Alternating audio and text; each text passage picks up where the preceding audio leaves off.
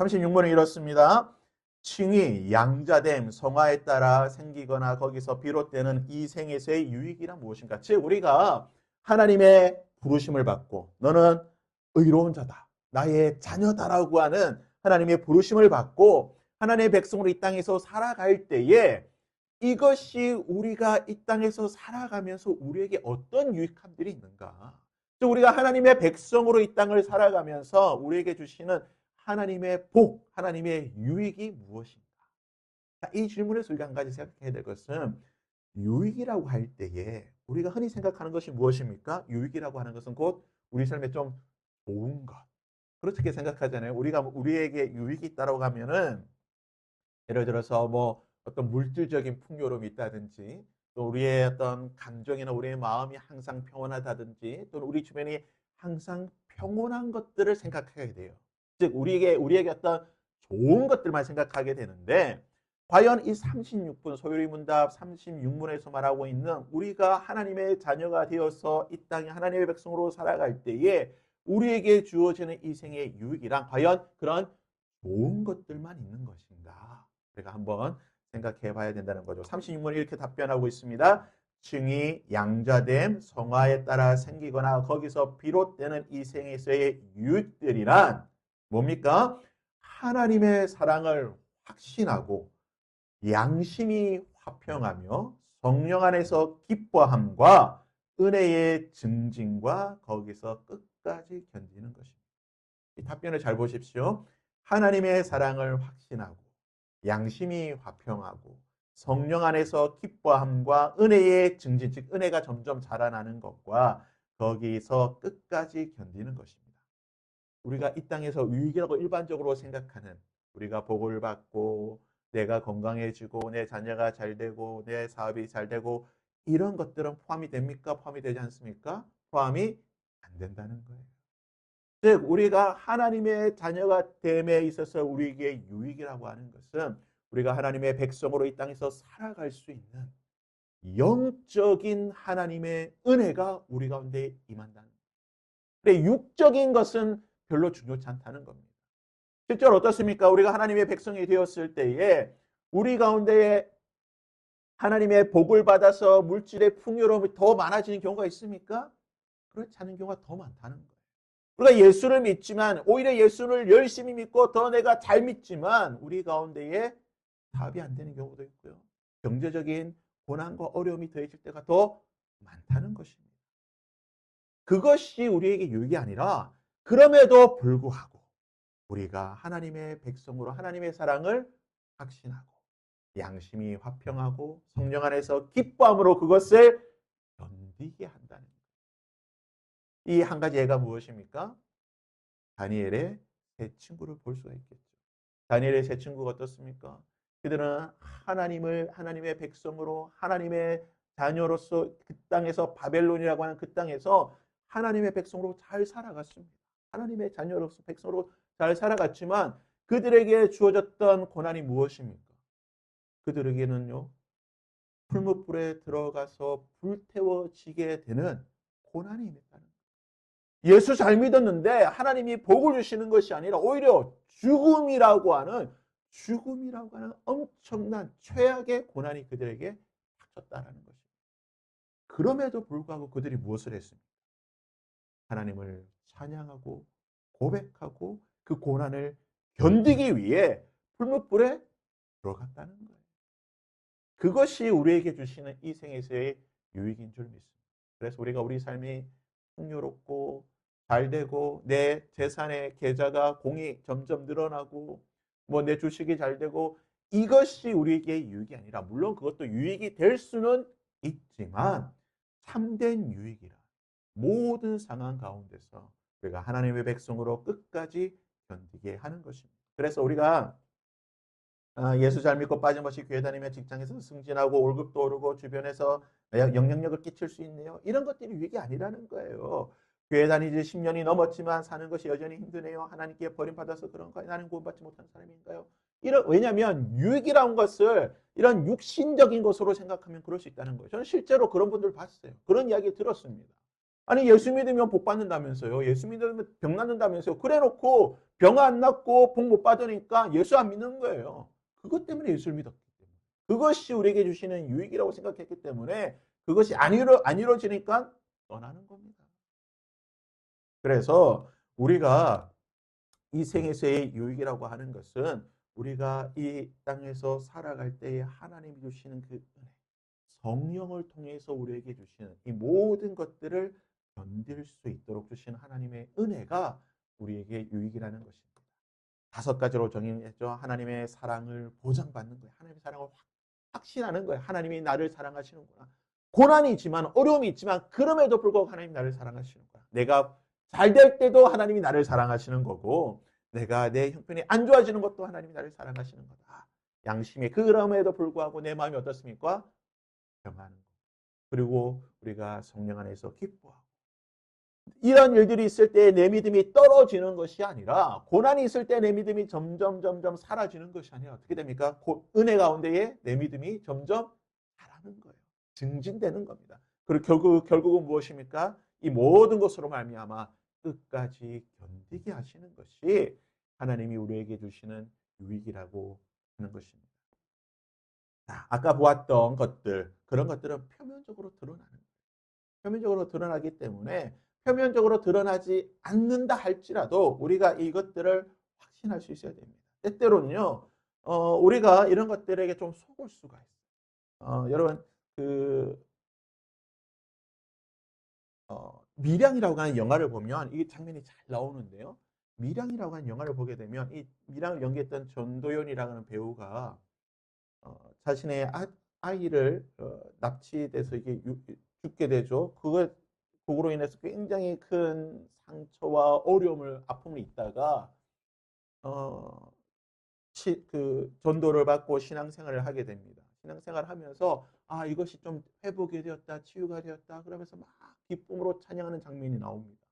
그러다가 이 사람이 이 전도인이 연기했던 이 전도인에게 그 과거의 상처가 다시 그에게 나타났을 때에 그것을 회상시킬 수 있는 사건이 발생했을 때에 이 전도인이랑 이 여인이 하나님 앞에 항의하는 하나님 어떻게 그럴 수 있습니까? 하나님 어떻게 나에게서 이런 일들이 일어나게 합니까? 내가 하나님의 자녀라면서요. 하나님의 자녀라고 하는데 나에게 어떻게 이런 일들을 생기게 합니까? 라고 막 항의하는 그런 장면들이 있거든요. 그렇기 때문에 우리는 나에게 나타나는 그런 여러 가지 어떤 외형적인 하나님의 은혜라고 볼 수 있는 것들에 대해서 속아서는 안 된다. 우리는 우리 감정을 너무 믿어서는 안 된다. 감정의 영역이라고 하는 것은 이게 이제 나중에 다룰 수 있을지 모르겠지만 감정의 영역이라고 하는 것은 하나님의 은혜가 임하는 통로기도 하지만 사탄이 우리에게 장난을 칠 수 있는 영역이에요. 사탄이 우리의 감정을 가지고 또 교란을 시킬 수 있는 영역이기 때문에 우리가 우리의 감정에 일희일비해서는 안 된다. 아, 내 감정이 좋고 평안할 때는 하나님 나를 사랑하시는 것. 내 감정이 불안하고 안 좋으면 하나님 나를 사랑하시는 것 같지 않다. 그렇게 생각해서 안 된다는 거예요. 감정에 상관이 있는 게 아니라 하나님의 은혜와 하나님의 사랑과 이런 유익들은 나의 감정과는 상관없이 항상 하나님이 나에게 주시는 것이다. 이것이 또한 과정이라는 것을 기억을 해야 되는 겁니다. 그래서 아까 말씀드렸지만 끝까지 하나님께서 이것을 우리에게 지켜주신다는 거예요. 이러한 우리가 조금 전에 보았던 이것들은 끝까지 하나님께서 우리에게 주시는 거기 때문에 이 과정 속에 있다는 것이 참 중요합니다. 이 과정이기 때문에 어떻습니까? 때로는 이 과정이 좀 좋아질 때도 있지만 때로는 떨어질 때도 있는 거고. 우리 신앙생활 그렇잖아요. 우리가 1년 365일 우리가 항상 평안합니까? 그렇지 않잖아요. 때로는 우리의 신앙이 좋아질 때도 있지만 때로는 좀 나락으로 떨어질 때도 있는 거고 다시 올라갈 때도 있는 이 과정이 있다는 것을 기억해야 되는 거예요. 그래서 때로는 떨어진다고 해서 내 믿음이 하나님이 나를 사랑하지 않는다 이래 생각할 필요도 없는 거고 또 너무 올라갔다 그래가지고 하나님이 나에게 너무 큰 축복을 준다라고 너무 교만할 필요도 없다는 거예요. 우리는 모든 상황 속에서 뭡니까? 그것이 과정임을 기억하고 항상 하나님 주시는 그러한 평온함을 지키는 것이 중요하다는 사실을 기억해야 됩니다. 그래서 우리의 현재의 삶이 성령 하나님께서 우리에게 이러한 것들을 행하시고 계시다는 것을 기억하고 이것이 우리에게 우리 삶의 유익이다라고 하는 사실을 기억할 필요가 있습니다. 마지막으로 이것을 한번 기억해 볼 필요 있는데요. 그러면 우리에게 있는 고난도 우리에게 유익이 되는가? 또 우리의 현재의 삶이 하나님의 복도 있지만 우리에게 고난도 있는데 이 고난도 우리에게 유익한가?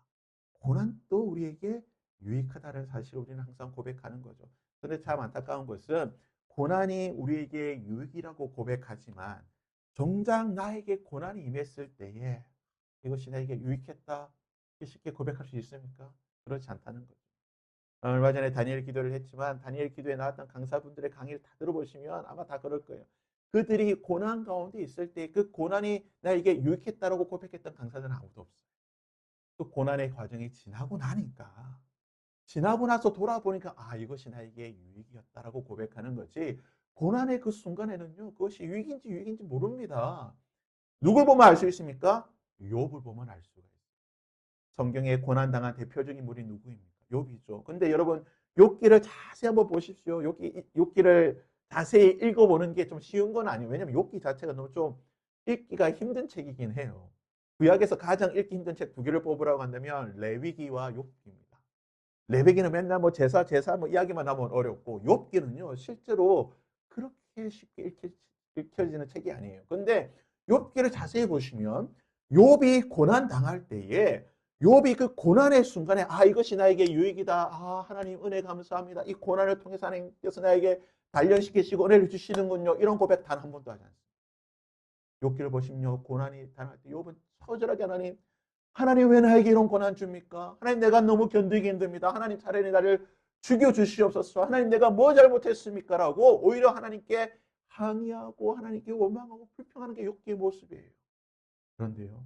모든 고난이 끝나고 난 뒤에 그제서야 욥이 뭐라고 말합니까? 하나님, 이 모든 과정이 하나님의 은혜였습니다. 이 모든 과정을 통하여서 나를 하나님 앞에 다시 세워주시는 거예요. 내가 이 고난의 과정이 끝나고 나니까 나의 구원자 하나님을 만나게 됩니다.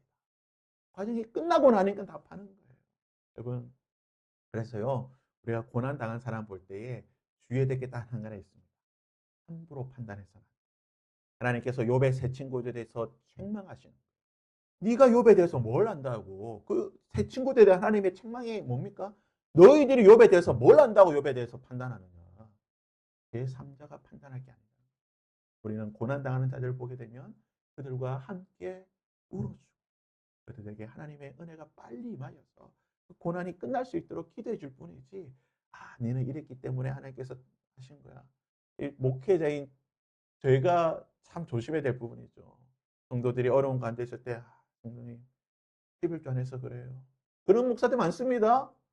재난 경제적 어려움 당하면요 가가지고 신방해가지고 무슨 설교합니까? 어, 집사님, 권사님, 장로님 11조 똑바로 했습니까? 11조 똑바로 안 해서 그런 거예요. 자녀들 잘못되면요 뭐라고 합니까? 집사님, 권사님 자녀들을 위해서 기도 안 했죠. 그러니까 자녀 그런 거라고. 쉽게 판단하는 거예요. 목회자들이 너무나 그런 경우들이 많아요. 그것 때문에 상처받고 교회 떠난 분들 얼마나 많습니까? 우리가 그런 잘못을 범해서는 안 되는 거예요.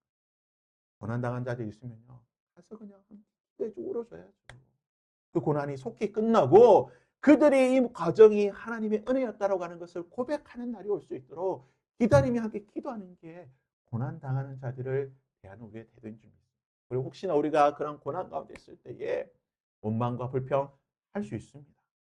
저는 오히려 해도 된다고 봐요. 하는 게 정상입니다. 그 참으면 비정상이에요.